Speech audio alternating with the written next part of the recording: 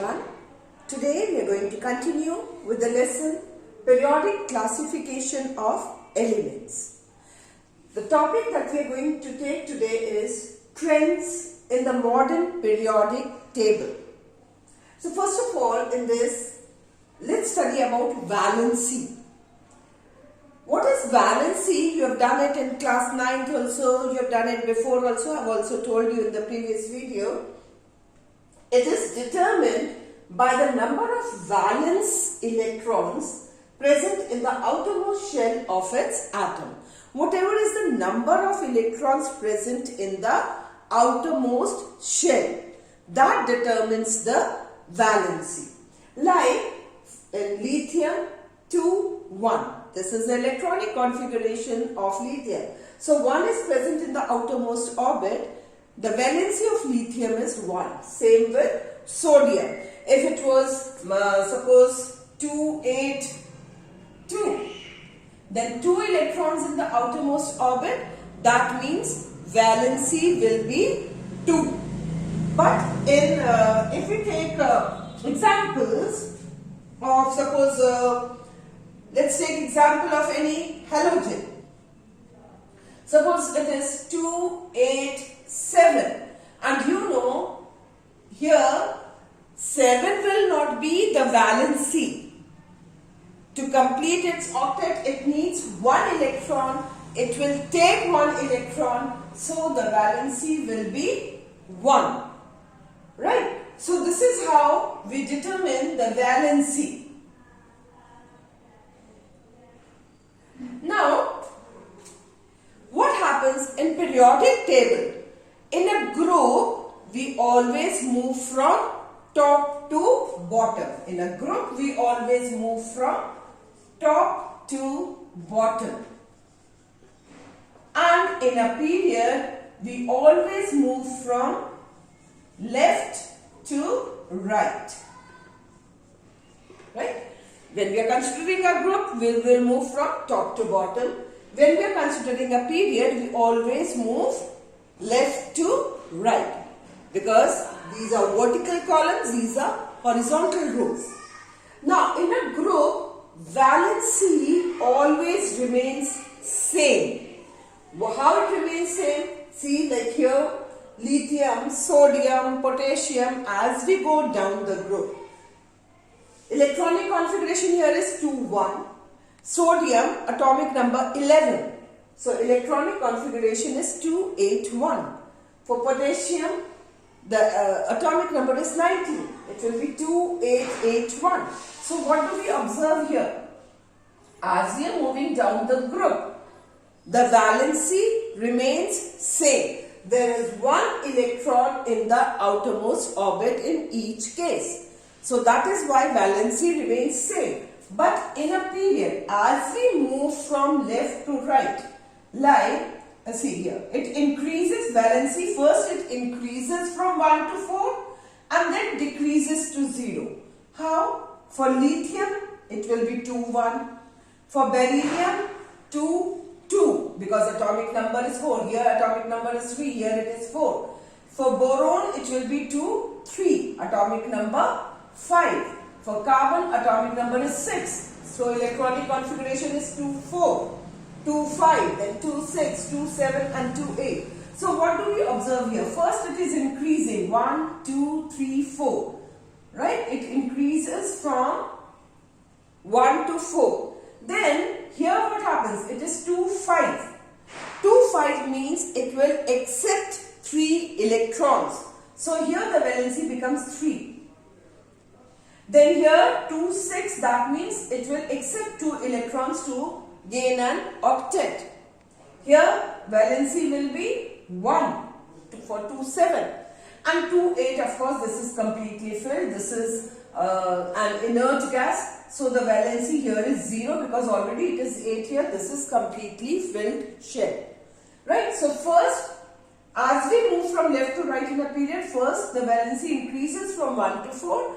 And then it decreases to 0. Then we talk about the atomic size.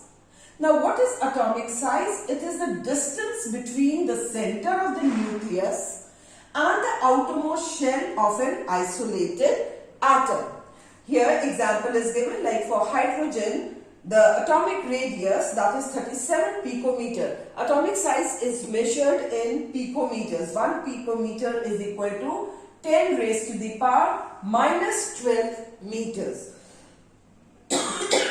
So, suppose these are the shells, right, in which the electrons are moving. So, what is the atomic size? It is a distance between the center of the nucleus till the outermost shell. This will give us the atomic size of an atom. So, in a group, as we move from top to bottom, it increases due to addition of a new shell. Now, why? How? Because suppose this is lithium, right? In the first shell, there are 2 electrons. Then in the next shell, there is 1 electron. 2, 1. In the sodium, it is 2, 8, 1. That means here it is just K and L shell. Here it is K, L and M shell. Here it is K, L, M and N shell. That means 1, 1 shell will go on increasing. If 1, 1 shell will go on increasing first, suppose the distance was still here. In the next one, what happened? The distance increased till here. And in the third shell, it increased till here. So as we move down the group, because there is an addition of a shell, that is why the atomic size, it goes on increasing. Like for lithium, it is the electronic configuration is 2, 1. The atomic size is 152 picometer. Then for sodium, it becomes 186 picometer. For potassium, it becomes 231 picometer. Same way in the other group, that is 17th group.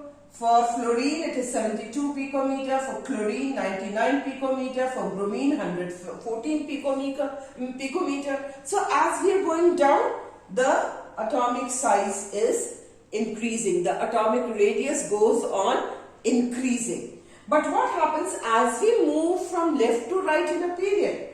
It decreases due to increase in nuclear charge, which tends to pull electrons towards the nucleus. Now what happens, like as we are going like this from left to right, lithium, beryllium, boron, carbon, nitrogen, what is happening? Here 2, 1, 2, 2, 2, 3, the shell remains the same.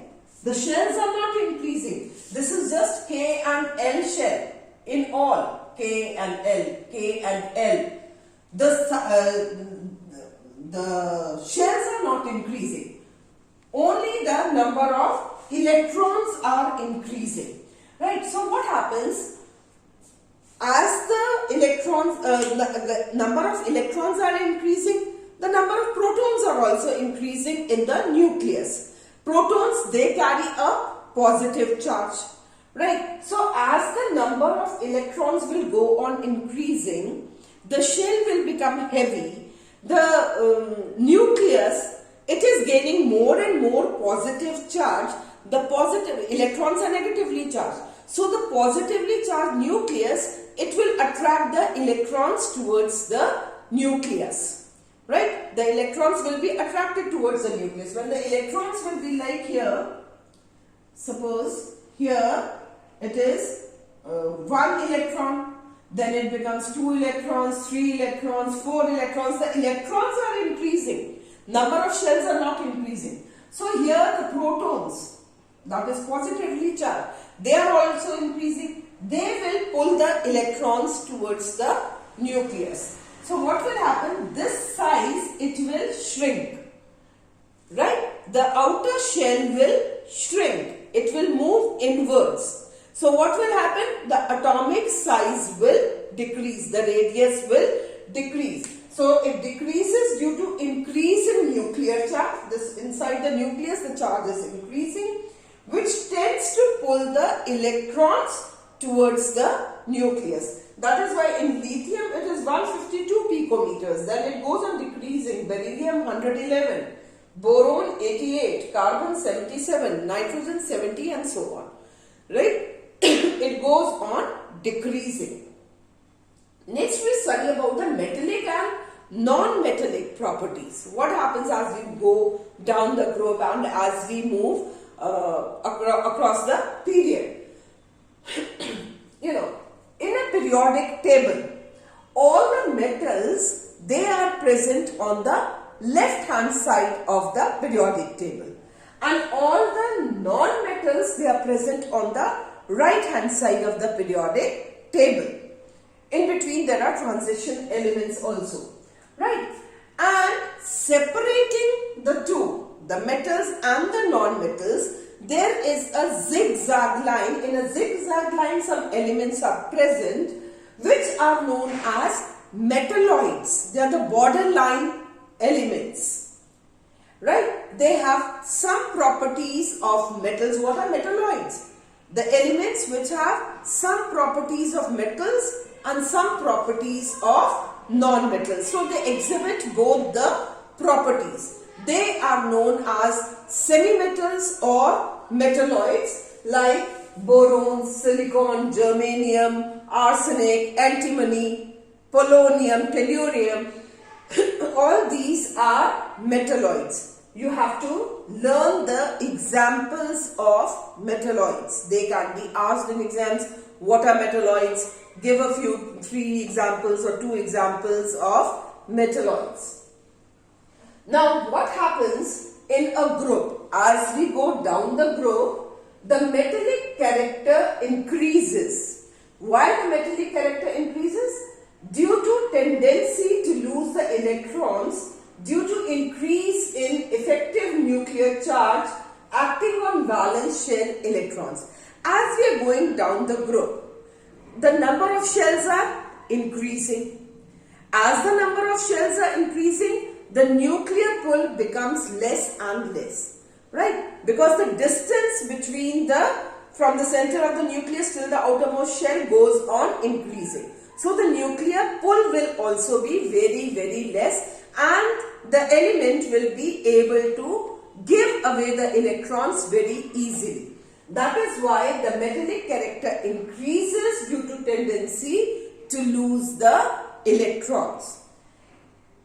Non-metallic character decreases as the tendency to accept the electrons decreases due to increase in atomic size. So metallic character goes on increasing, and like here lithium, sodium, potassium, rubidium, cesium, metallic properties, they go on increasing, and non-metallic properties, they go on decreasing. So lithium will be least metallic and cesium will be the most metallic element, right? So metallic properties, metallic characteristics will go on increasing as we go down the group, and non-metallic characteristics will go on decreasing. So metals, they are electropositive in nature, right? All the metals mostly, they are electropositive in nature. In a period, what happens? The metallic character decreases due to increase in effective nuclear charge acting on the valence shell electrons. Now what happens as we go along the period, like lithium, beryllium, boron, carbon and all, the metallic property goes on decreasing, right? Why? As I told you, the number of shells are not increasing, the number of electrons are increasing, and in the nucleus the protons are increasing, which are pulling the electrons towards them. So what happens? There is increase in effective nuclear charge. So there will be a pull, right? So what will happen? It will try to gain the electrons. Metallic character will go on decreasing, and non-metallic character increases as the tendency to accept the electrons increases due to decrease in atomic size. Atomic size goes on decreasing. So it will try to gain the electrons, like in case of from here nitrogen, if we see 2, 5, it will gain 3 electrons. 2, 6 oxygen, it will gain 2 electrons to become an octet. Fluorine 2, 7, it will gain 1 electron to become an octet. So non-metals are electronegative in nature, right? So, and these trends, if we study about these trends in the modern periodic table, they also help us to know about the nature of the metals and non-metals. Like we come to know that metallic oxides, they are always basic in nature, while non-metallic oxides, they are acidic in nature, right? So this of course this chapter is very important for your further studies also. This is going to help you a lot. You should know these trends, and in exams also you get reasoning questions out of this. It can be asked that why valency remains the same in the group, or why it increases and then decreases in a period, about atomic size, what happens as we go down the group, or what happens as we go along the period, and why this happens. So this type of questions can be asked from any of the property, whether it is valency or atomic size or metallic, non-metallic characteristics. So you should know the reason, whatever is happening down the group or along the period, you should know the reason also behind it, right? So next time we'll take up now a new chapter, another chapter. Till then, remain safe. Thank you.